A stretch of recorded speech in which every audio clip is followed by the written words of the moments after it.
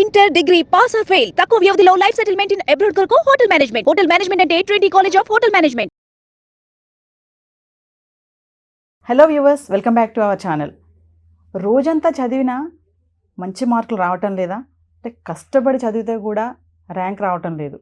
మరి చదివింది గుర్తుండటం లేదా, ఎంత చదివినా కూడా అది మెమొరీకి రావటం లేదు.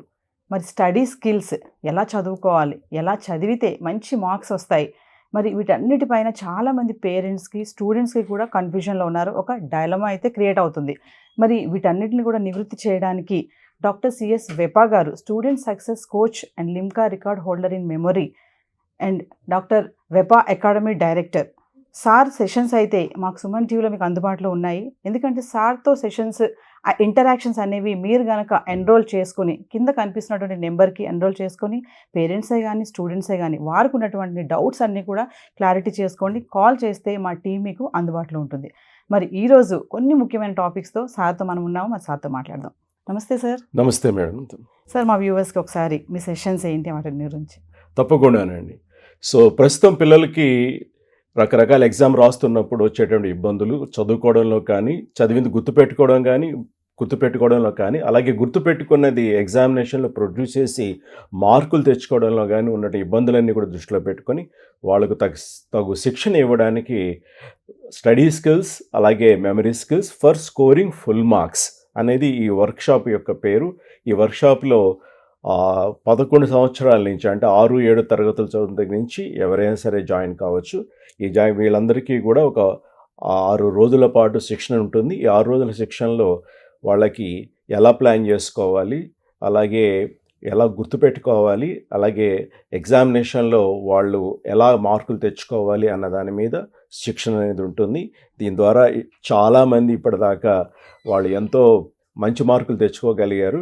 మీకు 90% ఇప్పుడు వస్తుంటే దాన్ని ఇంకొంచెం పెంచుకోవడానికి, అలాగే మీకు ఫస్ట్ క్లాస్ వస్తుంటే దాన్ని 90% తీసుకురావడానికి, అలాగే అక్కడి నుంచి కూడా మీరు నెక్స్ట్ ఎగ్జామినేషన్లో 100% వరకు రావడానికి, ఇలా మీరు ఏ స్టేజ్లో ఉన్నా సరే మీ స్కోర్ పెంచుకుని ఫుల్ మార్క్స్ స్కోర్ చేసుకోవడానికి ఉపయోగపడే టెక్నిక్స్ అన్నీ కూడా, లేటెస్ట్ టెక్నిక్స్ అన్నీ కూడా ప్రస్తుతం విద్యారంగంలో వస్తున్న మార్పులు, ఎగ్జామినేషన్లో వస్తున్న మార్పులు అవన్నీ కూడా దృష్టిలో పెట్టుకొని మేము డిజైన్ చేశాము.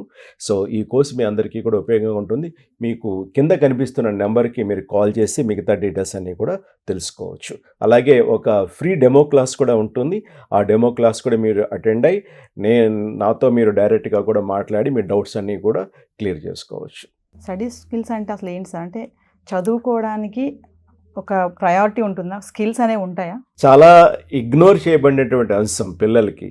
అటు టీచర్లు కానీ, ఇటు పేరెంట్స్ కానీ ఎవరికి కూడా అంత పట్టింపు లేనటువంటి ఈ స్టడీ స్కిల్స్ అనేవి ఇప్పుడు చాలా చాలా అవసరం. ఎందుకంటే కాంపిటీషన్ అనేది బాగా పెరిగిపోయింది.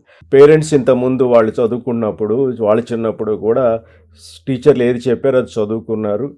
పేరెంట్స్ కూడా పెద్ద గైడ్ చేయకపోయినా సరే వాళ్ళంతటా కూడా సొంతంగా చదువుకున్న మంచి మార్కులు, మంచి పొజిషన్లు తెచ్చుకోగలిగారు. కానీ ఇప్పుడు పరిస్థితి అట్లా లేదు. ఎంత చదివినా సరే వాళ్ళకి చదువు ఎలా చదవాలో నేర్పకుండా చదువు అంటే మాత్రం అది కష్టం. ఇప్పటికి కూడా టీచర్లు నువ్వు బాగా చదవాలరా అంటారు పేరెంట్ టీచర్ మీటింగ్లో.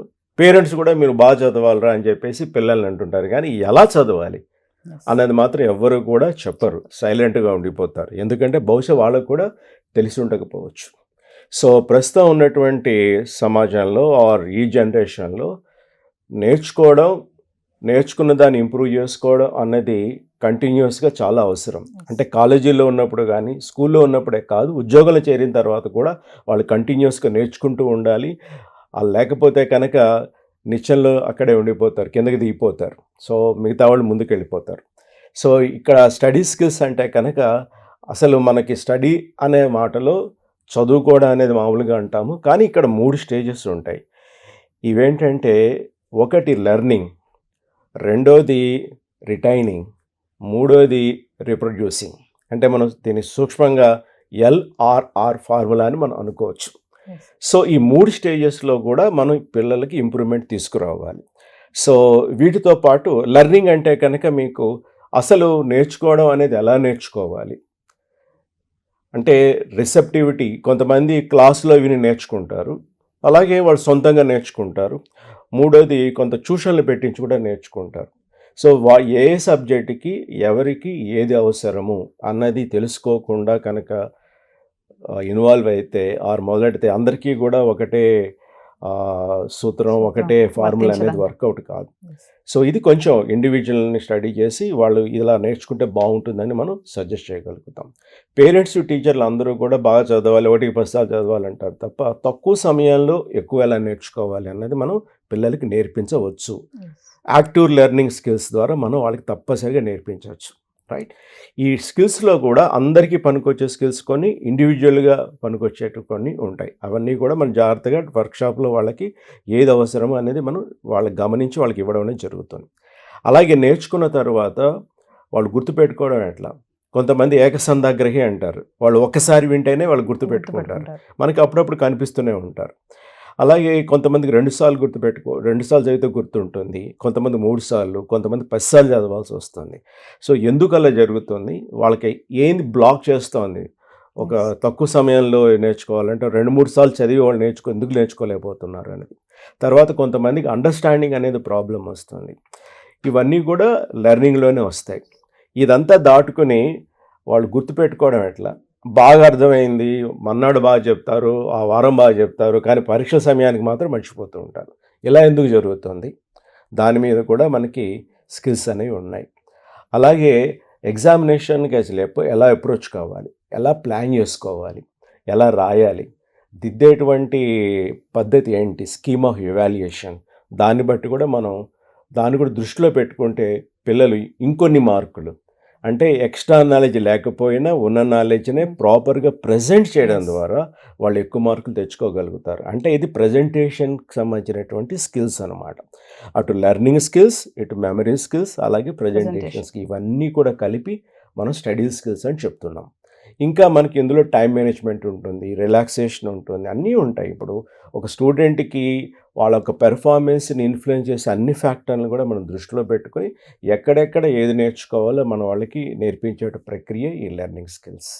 చాలామంది చూసుకుంటే గంటలు గంటలు చదువుతారు, అలాంటి వాళ్ళకి రిజల్ట్ చూస్తే ఏమి ఉండదు, ఫైనల్ అవుట్పుట్ బాగోదు.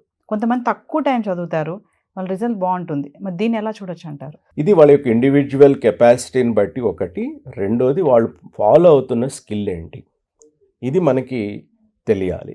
రైట్, సో ఎప్పుడూ కూడా ఎక్కువసేపు చదివినా వాళ్ళకి తక్కువ మార్కులు వస్తున్నాయంటే ఏదో ఒకటి వాళ్ళని ఆపుతోంది, ఆపేది ఏంటో అనేది మనం కనుక్కోగలం. దాని ప్రకారం వాళ్ళకి సజెషన్స్ ఇవ్వగలిగితే, ఒక న్యూ అప్రోచ్ కనుక తీసుకురాగలిగితే వాళ్ళకి ఖచ్చితంగా మంచి మార్కులను రావడం జరుగుతుంది. ఎవరైనా సరే ఎక్కువసార్లు కష్టపడి చదివితేనే వస్తుందన్నది కరెక్ట్ పద్ధతి కాదు. బట్ ఎక్కువసార్లు చదివినా కూడా రావట్లేదంటే మాత్రం ఒక ప్రాబ్లం ఉన్నట్టు లెక్క. అలాగే ఒక స్టూడెంట్ ఒక సబ్జెక్ట్లో ఎక్కువసార్లు చదవాల్సి వస్తుంది, కొన్ని సబ్జెక్టులలో మాత్రం తక్కువసార్లు చదివితే సరిపోతుంది. సో దీన్ని బట్టే మనకు తెలుస్తుంది అది సబ్జెక్ట్లో ప్రాబ్లమా, వాళ్ళు నేర్చుకునేటువంటి పద్ధతిలో ప్రాబ్లమా అని చెప్పేసి. కాబట్టి ప్రతి సబ్జెక్టు కూడా ఒక మెథడాలజీ అనేది ఉంటుంది. ఆ మెథడాలజీలో నేర్చుకుంటే వాళ్ళు ఈజీగా ఎక్కువ కాలం అనేది గుర్తుపెట్టుకోగలుగుతారు. సో చాలామందికి ఉన్నటువంటి ప్రాబ్లం ఫైనల్గా మాట్లాడుకుంటే ఈ గుర్తు పెట్టుకోవడం అన్నారు చూసారా, చాలామంది గుర్తుండదు, చదివింది ఇట్లా మర్చిపోతారు. మళ్ళీ ఒక గంటలో అడిగితే ఏం చదివారో చెప్పరా అని అడిగినప్పుడు వాడు ఇలా చూసుకుంటాడు, మర్చిపోయాను డాడీ అంటారు. అంటే ఎందుకు అలా మర్చిపోతున్నారంటారు, వెంటనే గుర్తు ఎందుకు ఉండటం లేదు? అంటే గుర్తుపెట్టుకోవాలి అని అనుకుంటే గుర్తుంటుంది, గుర్తుపెట్టుకోవాలి అని అనుకున్నా గుర్తుపెట్టుకోలేకపోతున్నారంటే కనుక ఇంకా వేరే ఫ్యాక్టర్స్ దాన్ని ఇన్ఫ్లుయెన్స్ చేస్తున్నాయి. అంటే ఇలాంటి వాళ్ళకి కొన్ని మెమరీ టెక్నిక్స్ ద్వారా మనం ఈ ప్రాబ్లమ్ని అధిగమించేటట్టు మనం చేయొచ్చు. చాలామందికి మెమరీ టెక్నిక్స్ అంటే లైఫ్ లాంగ్ అలా గుర్తుపెట్టుకోవాలా అని అనుకుంటారు. అలా కాదు, నేర్చుకునేది వంటబెట్టేదాకా మనం మెమరీ టెక్నిక్స్ వాడుకుంటే ఆ తర్వాత వాళ్ళకి ఆటోమేటిక్గా అది గుర్తుకొస్తుంది. అంటే న్యాచురల్ మెమరీకి ఇవి చాలా దోహదం అనేది చేస్తాయి. కాబట్టి ఎవరైనా సరే, ఏ సబ్జెక్ట్ అయినా సరే, ఎంతకాలం గుర్తుపెట్టుకోవాలనుకుంటున్నారో అంతకాలం గుర్తుపెట్టుకునేటువంటి టెక్నిక్స్ మనకున్నాయి. సో ఎవరైనా ఇట్ ఈజ్ మనకి ఒక ఛాలెంజ్ లాగా కూడా అనుకోవచ్చు. ఏ స్టూడెంట్ అయినా సరే వాళ్ళు గుర్తుపెట్టుకోవాలనుకున్నప్పుడు ఖచ్చితంగా గుర్తుపెట్టుకోగలుగుతారు. సో వ్యూవర్స్, ఈ వీడియోని చివరి వరకు స్కిప్ చేయకుండా చూడండి. మా సార్ చెప్పినట్టుగా ఫ్రీ డెమో క్లాస్ కూడా మీకు అందుబాటులో ఉంది. మరి ఇంట్రెస్ట్ ఉన్నవాళ్ళు పేరెంట్సే కానీ స్టూడెంట్సే కానీ కింద కనిపిస్తున్న నెంబర్కి కాల్ చేయండి. మా టీం మీకు అందుబాటులో ఉంటుంది. మరొక ఎపిసోడ్తో మళ్ళీ మీ ముందుంటాం. This is Naveena signing off. Thank you sir. నమస్తే. సుమన్ టీవీలో మీ పర్సనల్ అండ్ బిజినెస్ ప్రమోషన్స్ కోసం కింది నెంబర్కి కాంటాక్ట్ చేయండి.